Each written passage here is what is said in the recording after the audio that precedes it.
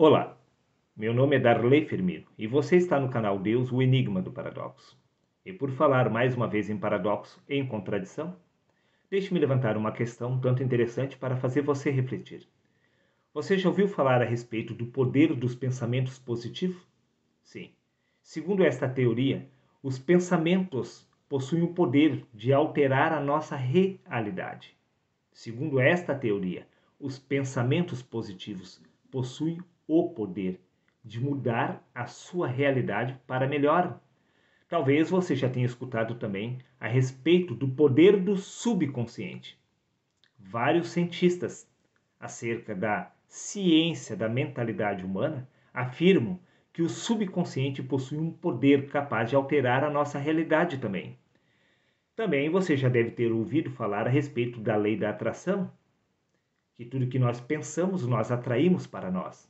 Mas veja bem, tudo isto é teoria humana, proveniente desta mentalidade da carne, que é apenas uma ilusão. Veja por você mesmo o que Jesus cita no Evangelho de Lucas, capítulo 12, versículos 25. Disse Jesus: Ora, qual de vós, por mais ansioso que esteja, pode acrescentar um côvado da sua estatura? Veja bem, se você já é um homem adulto, você não pode alterar a sua estatura. Tente aumentar 10 centímetros a sua estatura. Você pode envelhecer e verá que jamais conseguirá. Porque os pensamentos positivos ou os pensamentos do subconsciente ou esta lei da atração é apenas uma farsa inventada por homens. Prova disto é que no Evangelho de Mateus, capítulo 5, versículo 36, acrescentou Jesus: E não jures por tua cabeça, pois não tem o poder de tornar um fio de cabelo branco ou preto.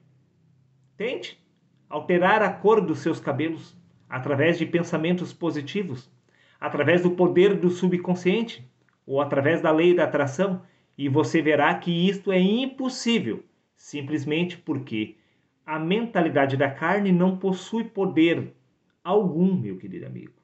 Prova disto é que no livro de Isaías, capítulo 55, versículo 8, disse o Senhor Deus através do profeta Isaías: Porque os meus pensamentos não são os vossos pensamentos. Os pensamentos de Deus possuem poder, não os pensamentos do ser humano. Veja o que consta no livro de 1 Coríntios, capítulo 2, versículo 16, disse Paulo: Nós, porém, temos a mente de Cristo. Os apóstolos possuíam poder, porque eles estavam agindo através da mente espiritual do Criador. Esta mente do Criador é uma mente criativa, que possui poder para alterar a realidade, mas não a mentalidade da carne e do homem. Veja, meu querido amigo, preste atenção neste mistério. No livro de Romanos, capítulo 8, versículo 7, disse Paulo: Porque a mentalidade da carne é inimiga de Deus. Como poderia a mentalidade da carne possuir poder para alterar a realidade, se esta é inimiga da verdade espiritual? Você consegue entender que é impossível a mente humana possuir poder? Porque a única mente que possui poder é a mente espiritual de Deus, que é uma mente criativa, criadora de todas as coisas. A mentalidade da carne não consegue alterar realidade alguma, nem mesmo uma bactéria. Os cientistas até hoje conseguiram formar em laboratório. Por quê? Porque esta mente humana não possui poder nem mesmo para alterar a realidade, muito menos para criar algo. Você consegue entender que isto é uma farsa, afirmar que esta mentalidade da carne possui poder para alterar a sua realidade? Se você tiver uma mão decepada, tente, através dos pensamentos positivos, fazer criar uma outra mão no lugar da que você tinha. E você verá que isso é impossível. Do contrário, você estaria vendo exatamente esses cientistas fazendo milagres. Sim, meu querido amigo, mas isso não existe, isso é uma fábula, um conto de fadas. Repito, isto é uma fábula. Um conto de fadas? É impossível você ter um dedo decepado e este dedo tornar a crescer novamente. Por quê? Porque os pensamentos positivos não possuem poder. Assim como a lei da atração também não pode atrair nada de bom ou mal para você. Isto tudo é uma ilusão proveniente do subconsciente do ser humano, que é representado pelo ego, que não é real, senão uma ilusão. Veja, meu amigo, preste atenção. Na realidade espiritual, como nem mesmo o homem Jesus possuía poder algum. Que dirá vocês? Veja, no Evangelho de João, capítulo 14, versículo 10, disse Jesus: Não crês que eu estou no Pai e que o Pai está em mim? As palavras que eu vos digo, não as digo de mim mesmo, mas o Pai que está em mim é que realiza as suas obras. O homem Jesus não operava milagre algum, era o Pai através dele que realizava os milagres. Simplesmente porque a mentalidade da carne do homem Jesus não possuía poder algum para alterar a realidade nem mesmo de si, muito menos de outras pessoas. Prova disto é que no livro de 2 Coríntios capítulo 4, versículo 7, disse o apóstolo Paulo: Temos, porém, esse tesouro em vasos de barro, para demonstrar que este poder que a tudo excede provém de Deus e não vem de nós mesmos. O poder de alterar a realidade provém da mente espiritual de Deus, não da mentalidade da carne do homem, não do subconsciente, não de um poder de uma lei de atração. É Deus que opera através do homem, não é o homem que realiza proezas, porque este poder não é proveniente do homem, senão do Espírito do Senhor. Prova disso que no Evangelho de João, capítulo 5, versículo 30, disse Jesus: Por mim mesmo nada posso fazer. O ser humano não pode fazer nada de si mesmo. O homem Jesus nunca realizou milagre algum através da sua própria vontade. Que dirá, nós poderíamos alterar a nossa própria realidade simplesmente com pensamentos positivos. Isso é infantilidade, pensar desta forma. A mídia tem divulgado heresias e mentiras para iludir aos incautos. Homens desprovidos da genuína verdade são levados de um lado para outro através de ilusões provenientes da mentalidade da carne. Repito, disse Jesus, por mim mesmo, nada posso fazer. Por isso, disse Paulo, temos, porém, esse tesouro em vasos de barro para demonstrar que este poder que tudo excede provém de Deus e não vem de nós mesmos. O poder pelo qual Jesus estava usando não era proveniente dele. Era Deus que estava realizando a sua obra através do homem Jesus. Disse Jesus, repito, mas o Pai que está em mim é que realiza as suas obras através dele. Nenhum profeta realizou a obra do Pai, nem mesmo os apóstolos. Foi Deus através deles que realizou a sua obra. Veja por você mesmo o que consta no livro de Isaías, capítulo 11, versículo 2. E repousará sobre ele o Espírito do Senhor, o Espírito de sabedoria, o Espírito que traz conselho e poder. Quando este Espírito fosse derramado sobre o homem Jesus, então ele seria revestido de poder e de sabedoria.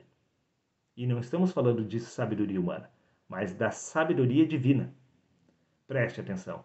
Antes dos 30 anos, por acaso o homem Jesus realizou algum milagre? Não. Mas por que o homem Jesus não realizou milagre algum antes dos 30 anos? Simples. Porque este não possuía poder algum. Porque o poder é proveniente do Espírito de Deus. Somente quando o homem Jesus, saindo das águas, recebeu o Espírito que veio do alto, somente naquela ocasião ele foi revestido de poder. Este poder pertence a Deus, não aos homens. Por isso, o homem Jesus nunca realizou milagre algum. Veja por você mesmo o que consta no livro de Atos, capítulo 1, versículo 8. Contudo, recebereis poder quando o Espírito Santo descer sobre vós. Assim como aconteceu com os profetas, pois o Espírito de Cristo que estava neles, o Espírito Santo enviado do céu. O mesmo aconteceu com o homem Jesus e com os apóstolos. Por isto, estes realizavam proezas e milagres, porque era o Espírito de Deus através deles que realizava esses milagres. Sim, este poder era proveniente do Espírito de Deus, não deles mesmos. Prova disto é que no Evangelho de João, capítulo 6, versículo 38, diz: Pois eu desci do céu, não para fazer a minha própria vontade, mas a vontade daquele que me enviou. Veja bem, não foi o homem Jesus que pronunciou estas palavras, mas sim o Espírito de Cristo que estava sobre o homem Jesus. Sim, pois eu desci do céu. O homem Jesus não desceu do céu. O homem Jesus estava aqui na terra, vendo o Espírito de Deus descendo sobre ele. Prova disso aqui no Evangelho de Mateus, capítulo 3, versículo 16. Disse Jesus, e saindo Jesus logo da água, olhou para o alto e viu o Espírito de Deus vindo do alto sobre ele. O homem Jesus estava aqui na terra, olhando para o alto. Ele viu o Espírito de Deus vindo sobre ele. Então, quando diz, pois eu desci do céu, quem está pronunciando essas palavras é o Espírito de Cristo através do homem Jesus. Pois quem desceu do céu foi exatamente este Espírito que revestiu o homem Jesus de poder. Este poder não é proveniente da carne, mas proveniente de Deus.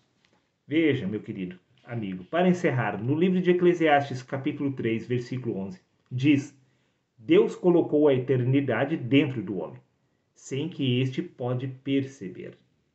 Sim, o poder está no homem. Sim, este Espírito de Deus já se encontra no homem. Pois no Evangelho de João, capítulo 1, versículo 14, diz, e o verbo se fez carne. Sim, o próprio Deus em manifestação é a nossa verdadeira identidade. Sim, o único problema é que para perceber é necessário primeiro nascer de novo. É somente através da mente de Cristo que você consegue perceber quem na essência você é. Porque todos nós somos a manifestação visível de Deus, pois existe apenas um único ser. O ser de Deus se desdobrando através de todos nós, pois todos nós somos um em Deus, e Deus é um através de todos nós.